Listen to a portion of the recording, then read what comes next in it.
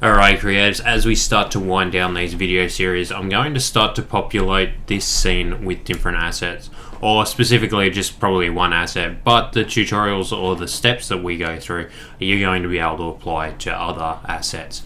Right, so I've got this PNG person in here, and what we're going to do is click and drag this layer 1 where the person is located up into our project, and then back down in and release, right? And that's put our image down in here, or our person in here. As you can see, he's pretty huge, but we've also got all these other layers that kind of are in the way at the moment. They're all our adjustments from a previous tutorial. So what we're going to do is just group them all up in there, and we're going to rename that background just to keep our kind of project a little bit neat and tidy and organized. So what we're going to do is grab our layer 1 here, and that's our man here, and we're going to hit Command and T. This is going to bring up a free transformation option. We're going to grab one of these anchor points and click and drag down. Holding down Shift is going to allow us to scale uniformly, and then holding down Alt as well as Shift will scale uniformly but into the center. Once that's done, we can hit Enter, and we've got our little guy, and then we can kind of print him. Obviously he's still a little bit big there, so we're going to hit Command T again, scale him down. And in this way, people are a fantastic way to kind of give sense of scale to your images and renderings. So now we've got him in there, and he's just going, I'm not worried about rule of thirds or anything, but he's just in there to kind of populate a scene. As you can see, this image is a little bit pixelated, so when you're doing your renders up from whatever program, try and make them as nice and high quality as you can, given the time constraints.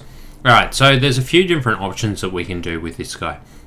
Our first one is obviously to create a shadow, and then we've also got to play with a few lighting things in here as well. So let's play with the lighting ones first, and let's add a new layer for that. And we're going to grab our B for brush tool, alright, increase our brush just slightly, and I'm probably going to give it a bit of a feather as well. So obviously that's huge at the moment, we don't want it quite that big. Let's scale it down until we got a smaller size.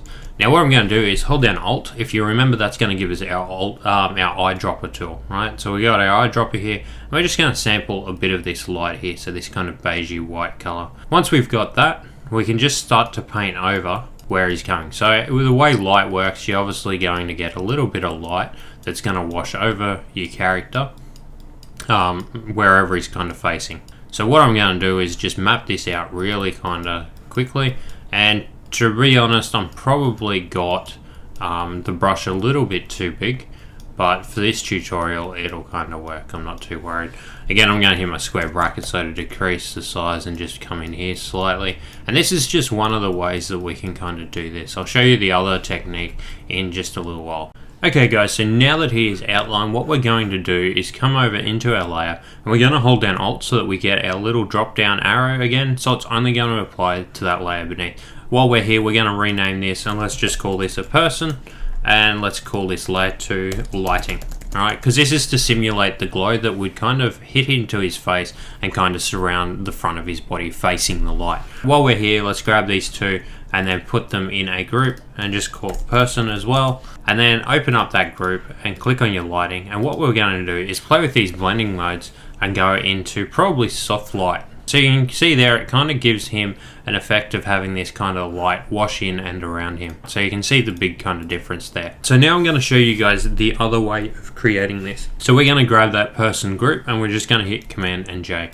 This lighting we obviously don't need, so I can either click it and click delete, or click and drag and into the rubbish bin. So now we've just got that one person, and I'm going to hide this other group.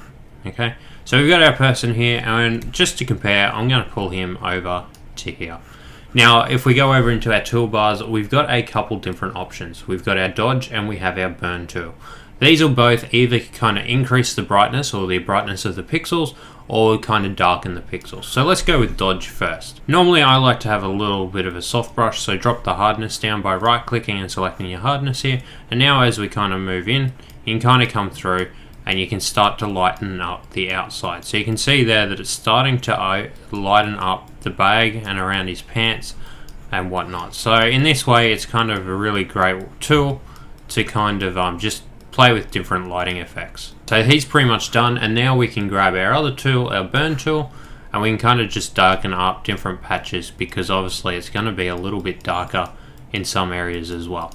Once that's done, obviously this is a destructive kind of method whereas our other one is a non-destructive method. So it's up to you guys to choose whichever one you suit. So I'm going to turn that other person on. So that's what we had originally, and this is doing it with the burn and dodge tool. So it's kind of up to you guys to kind of make the option of doing it one way or another. From here, guys, you've also got the option of creating a shadow and a surface imprint. So I'm just going to create a new layer by hitting that icon down in here, and I'm just going to give him a very basic surface shadow.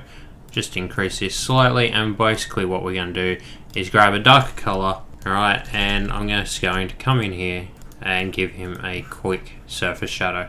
Put the opacity down kind of low, and what I might also do for that, alright, if I hit Command and 0 so I can zoom out, alright, you can kind of see there the surface shadow that we've given him. And you can also come up into here, let's select our layer, surface shadow, let's rename it, and then go up into our filter, blur, and create a Gaussian blur, right? So that will blur that pixel just slightly. See how these shadows are kind of blurred? You want the same kind of effect. All right, the next thing that we kind of want to do is maybe let's just up that opacity just slightly. And then what we're going to do is grab our person layer here and hit Command and J. This is going to create a copy of that layer. We're just going to drop that under the original person because this is going to be our shadow, and obviously the person will sit on top of the shadow. We're going to hit Command and T on here, and we're going to right click in this bounding box after we've brought up that free transform tool. And you got scale, rotate, skew, perspective, and warp. You can kind of play with these obviously, but we're going to use the distort tool, grab this middle anchor here, and kind of click and drag it down to somewhere where we like. Once that's done, we're going to hit enter, and I can see here that I'm just going to have to match this up quickly, so I'm going to hit V for move and just touch him up just slightly like that. Right, obviously that doesn't look much like a shadow at the moment, so we're going to come up to our adjustments, go into our hue and saturation, again holding down Alt because we only want to select that shadow layer, and we're going to rename that shadow at the moment. And now we've got our hue and saturation. We're just going to drop out the saturation out of it, and we're going to drop out a little bit of lightness as well. So that's starting to look a little bit more like a shadow.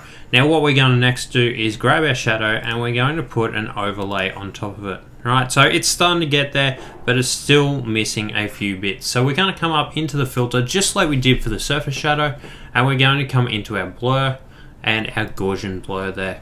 Alright, this is going to blur our image just slightly, and that's probably a little bit too much.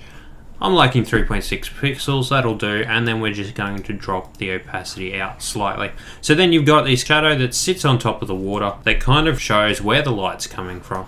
So guys, that's how you can create a shadow without much work in Adobe Photoshop. All it's going to take is for you guys to duplicate your original layer, play with your hue and saturation to devoid it of color, put a Gaussian blur on it, and then play with the opacity. So it's pretty easy to kind of get your person looking halfway decent in your architectural visualizations. And without much effort, we've been able to take this kind of render and completely change it until a fair amount of work. So guys, hopefully you found these video series really helpful. If you've got any questions, leave them in the comments below or hit me up, and I'll be sure to answer you guys as soon as I can. Till next time guys, have an awesome week.